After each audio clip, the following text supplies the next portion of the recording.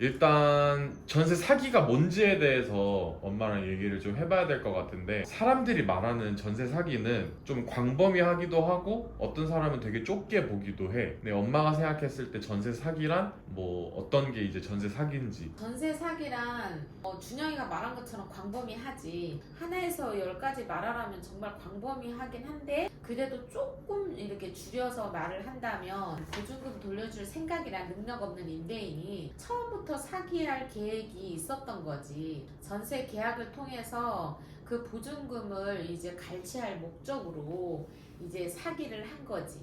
보증금을 돌려줄 능력이나 아니면 돌려줄 생각이 없었는데 전세 제도를 이용해서 사람들한테 전세금을 이게 뭐 편취했다거나 아니면 뭐 자기가 뭐 더 수익을 내려는 목적으로 했다거나 뭐 이런 게 이제 전세 사기라는 거잖아.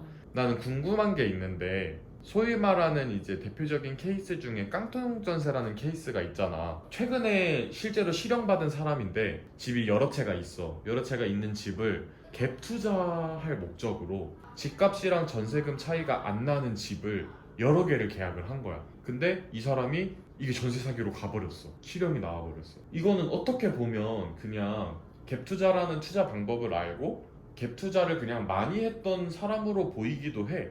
왜냐면 이 사람은 뭐 바지 사정을 안 친 것도 아니고 중간에 뭐 공인중개사를 끼워가지고 더 추가로 돈을 줬던 것도 아니고 받은 것도 아니고 그냥 순수하게 갭 투자했던 그 집 채수가 많은 거야. 확실한 건 아니지만 실형이 나왔다고 봤거든. 이런 경우는 엄마가 얘기했던 것처럼 투자할 목적이었지 내가 뭐 사기치려는 의도는 아니었잖아. 이런 경우는 어떻게 되는 거야? 근데 이분은 처음부터 사기할 생각은 없었지만 능력이 없으면 또 있잖아. 이 여러 채를 사면서 내가 뭐 집값이 떨어진다거나 내가 뭐 한 채로 인해서 문제가 생긴다거나 하면 그 다음 전세금 보증금을 돌려줄, 이 세상에 무슨 일이 생겨도 나는 이 집이 5억이었고 전세금이 3억이었으면 나는 나중에 이 집을 4억에 팔아서라도 3억은 돌려줄 수 있겠다 라는 어떤 계산이, 물론 뭐 또 세상이 망해서 3억 이하로도 될 수 있지만 그래도 우리가 평범하게 생각하는 통상적인 범위 내로 범위 내에 있어야 되는데 그 생각은 안 하고 무조건 오를 거다라는 그치, 것만. 오를 거라는 생각과 역전세가 됐을 때 내가 어디서 1억을 구해 와서라도 빌려와서 이거 1억은 받겠다, 오케이, 이러고 집을 산 건 아니고 그냥 오를 거야. 이 사람이 역전세가 됐을 때 이 전세가 돌려줄 능력은 없었잖아. 모든 갭 투자가 이 늘리면 늘릴수록 더 리스크가 크잖아. 하나가 망할 수도 있고 다 같이 망할 수도 있으니까. 그럼 사실 갭 투자라고 하는 거를 하면서부터 애초에 전세 사기인 게 아니야? 그런데 그 우리 이제 국가는 사실 갭 투자를 장려하진 않아. 집은 주거용으로, 주거의 목적으로 그런 용도라고 모든 사람들이 생각을 했었는데 어느 날 전세 안고 집을 샀더니 올랐어.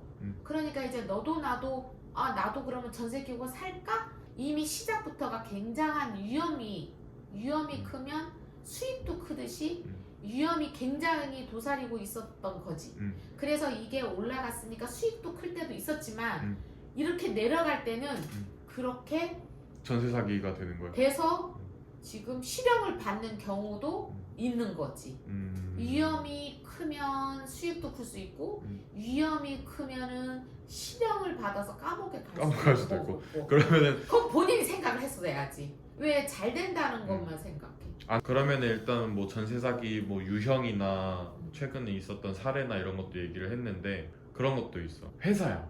근데 뭐 등급이 있잖아. A 등급, B 등급, C 등급 이런 게 있대. 난 잘 모르겠는데 C 등급 임대 회사야. 지가 지어서 지가 임대하는 회사야. 그런 회사들이 요즘에 지방에 있는 회사들이 보증금 못 돌려주겠다 그러대. 근데 사실 그런 회사면은 전세 들어가는 사람들 입장에서는 이 조금 그래도 일반적인 집주인하고 하는 것보다 조금 더 신용이 있잖아. 그런 걸 업으로 삼는 회사니까 못 돌려받을 걱정은 안 하잖아. 근데 못 돌려받는 경우가 뭐 몇백 케이스씩 있대. 지방에 좀 있대. 최근에 뉴스에 나오더라고. 전세 사기라고 보기에는 조금 그런가? 그냥 회사의 능력이 없는 건가? 개인적으로 개인적으로 오히려 그런 회사를 더 위험하다고 생각하지. 개인보다. 개인은 모든 책임을 내가 껴안아야 되니까 정말 나쁜 케이스도 있지만 더 조심하는 사람들이 많은데 그 임대업은 법인이기도 하고 이제 법인은 사람이 아니기 때문에 법인 회사만 이제 파산 신청 내면은 나 개인적으로는 괜찮으니까 오히려 더 법인이 뭐 좋다고도 평가할 수도 있지만 뭐 나쁘다고도 평가해야 된다. 아니 그냥 위험하다고 평가를 해야 장단점이 있다. 장단점이 있다. 다 그런 건 아니고 이제 신뢰가 갈 수도 있지만 또 오히려는 사고가 날 수도 있다. 전세금을 못 돌려받는 경우는 정말 많잖아. 그 수많은 비일비재한 케이스들 오케이. 그리고 그 중에서 사람들이 전세 사기다 아니다의 논쟁도 오케이 알았어. 논쟁도 있고 시끄러워. 근데 그거를 떠나서 우리가 원하는 거는 내 전세금만 지키고 싶어. 모두가 다 그런 생각이야. 내 전세금은 안전했으면 좋겠어. 엄마가 생각했을 때는 내 전세금을 지키려면 뭐 어떠한 조건들을 만족을 하는 뭐 빌라든지 뭐 아파트든지 뭐 그런 것들은 전세금이 좀 안전하다고 생각하는지, 엄마가 해주고 싶은 조언은 뭐가 있는지, 어떻게 내가 전세를 구해야 조금 내 전세금이 안전한지. 다가구라든지 뭐 빌라라든지 단독이라든지 뭐 오피스텔이라든지는 더 이렇게 세세하게 더 이렇게 체크해야 될 부분이 많고 또 위험함도 조금은 체크를 하나만 놓쳐도 위험할 수 있는 요소가 많아서 이제 아파트 쪽으로 왔는데 아파트는 조금은 덜 위험해. 다는 아니야. 모든 게 다는 아니야. 뭐 빌라라고 해서 다 위험하고 아파트라 해서 다 안전하지는 않아. 근데 여기에 차이점은 이제 등기부 등본이야. 그 사람이 태어나면 우리가 주민등록 초본이 탄생하듯이 내가 몇 월 몇 시에 태어났다고 이렇게 출생신고를 하듯이 우리 집도 태어나면 보존 등기를 해서 소유권 이전 등기라는 내 이름으로 이제 이름을 올리는 게 있는데 그게 등기부 등본이야. 그 집이 돼 있는 게 사람으로 얘기하면 초본이고 집이 얘기하면은 등기부 등본을 갖고 있어. 그 등기부 등본과 이제 건축물 대장이라는 게 있어. 이제 공동 이제 집합 건물에서는. 그럼 이제 등기부 등본을 떼 보면 거기에 소유주가 나와 있고 이제 소유권 외에 권리사항란이 있는데 거기를 쳐다보면은 뭐 내가 은행에 돈을 빌렸든 개인 돈을 빌렸든 소유권 외 권리사항에 무언가라도 하나 있으면 그거는 이제 신호가 주황색 불이 들어온 거야. 신호등으로 얘기하면 파란불이 아니라 주황등은 이제 곧 신호가 바뀔 수도 있어요를 뜻하듯이 이거는 위험을 체크하세요 라고 해. 다 위험한 건 아니고. 그래서 그걸 자세히 보면은 집은 5억인데 근저당이 6억이면은 이거 전세 들어가면 될까요 안 될까요? 집이 5억이고 근저당이 6억 있어. 안 돼요. 안 되지. 1억을 초과했지. 이런 집 가지 말아야 되고 이제 집은 이제 예컨대 예를 해주는 거야. 집은 5억인데 이제 시세가 요즘은 시세가 다 인터넷에 많이 나와 있으니까 보면은 시세가 지금 5억인데 전세가 5억이래. 소유권 외에 권리사항은 없어. 깨끗해. 집 시세도 5억이고 전세도 5억을 해달래. 들어가도 될까요 안 될까요?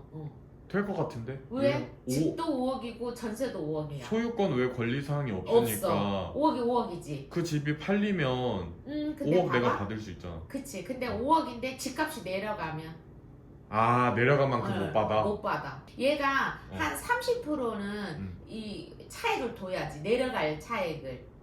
5억이면은 얘는 3억 정도에 안전하지. 한 60%만. 그치. 은행 대출도 그렇게 해주거든. 대체적으로 60으로 보면 돼. 그러면 나도 그 범위를 벗어나지 않는 게 안전한 거야. 쫄딱 다 잃지는 않네. 다 잃진 않지. 쫄딱은 아니네. 선순위였을 때. 근데 이제 90%에 육박해 있는 전세금은 그 소유권 이외의 권리사항이 없다 하더라도 조금은 위험하지. 그리고 이제 또 거기에 예를 들면 A라는 집이 주변 시세 전세가 2억이야. 근데 이 집은 선순위 대출이 1억이 있어. 1억 5천에 주겠대. 나는 1억 5천이고 5천이나 싸게 가니까 이제 그 1억을 인정해 주는 거야. 이게 대표적으로 굉장히 많은 전세 사기의 유형의 일이야. 인천이라든지 화성이라든지 미추 사건이라든지 보면은 그렇게 대출을 잊고 내 전세금이 싸게 해주니까 들어간 거지. 근데 그때 생각을 한번 해봐야 돼. 어떤 생각?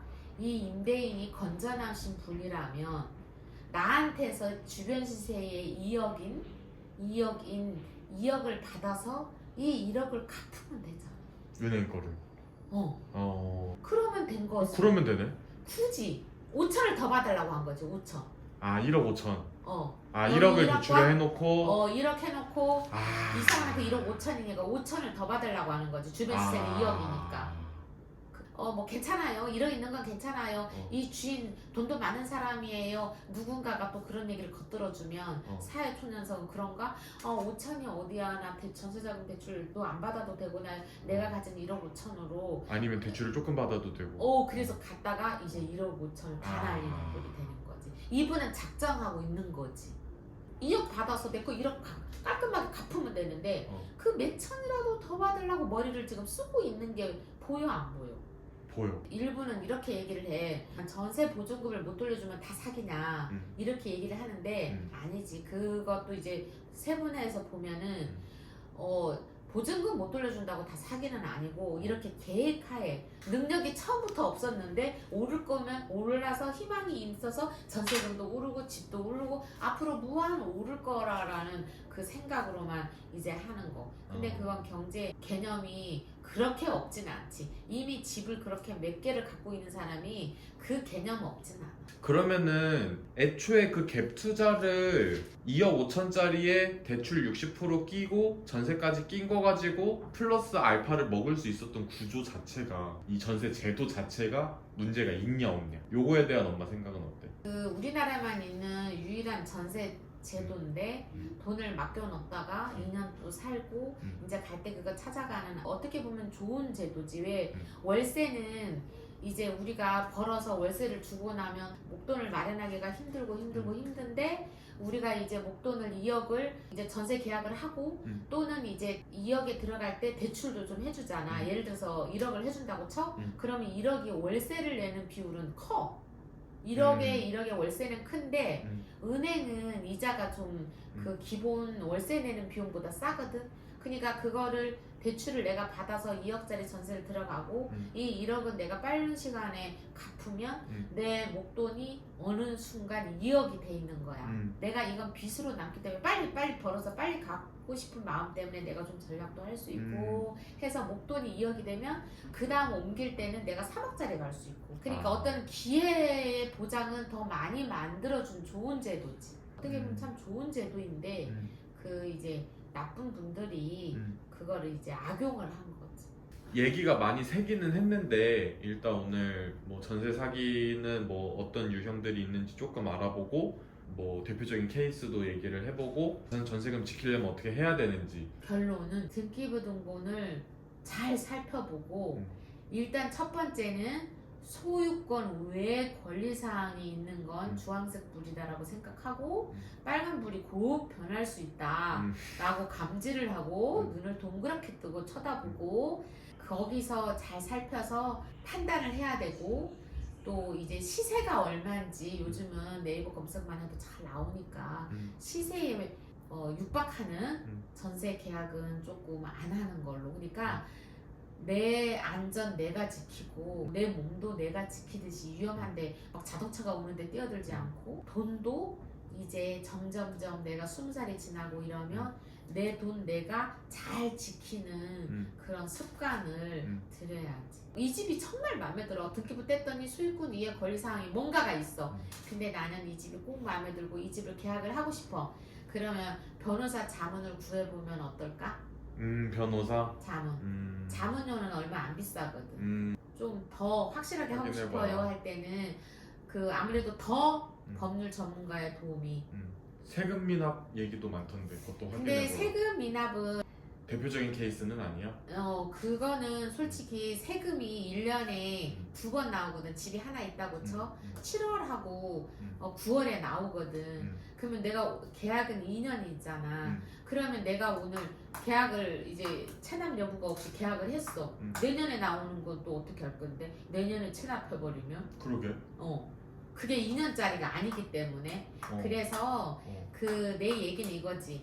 그렇게 소유권 외에 권리사항이 지저분하고 등기부가 이런 사람들은 체납했을 가능성도 있다. 그러니까 뭔가 하나가 위험한 사람은 이래저래 위험하지만 찜찜한 게 있으면 다른 것도 찜찜하고 그래서 확인해 볼 필요가 있다. 이런 의미로 받아들이고 또 이제 또 깜빡하고 또 안 낼 수도 있는데 또 이제 계약서 쓰러 올 때 개업공인중개사가 이제 세금 그거 저기 완납증에서 떼가지고 오세요 하거든. 그래. 그래서 그거는 요즘에 이제 크게 문제가 안 될 것 같고 그리고 일단 등기부 확인하는 게 제일 중요합니다. 등기부가 제일 중요하다. 뭐 소유권 외에 권리사항이 뭐라도 적혀 있으면 별을 준다고 하면 5개 중에 등기부가 5개.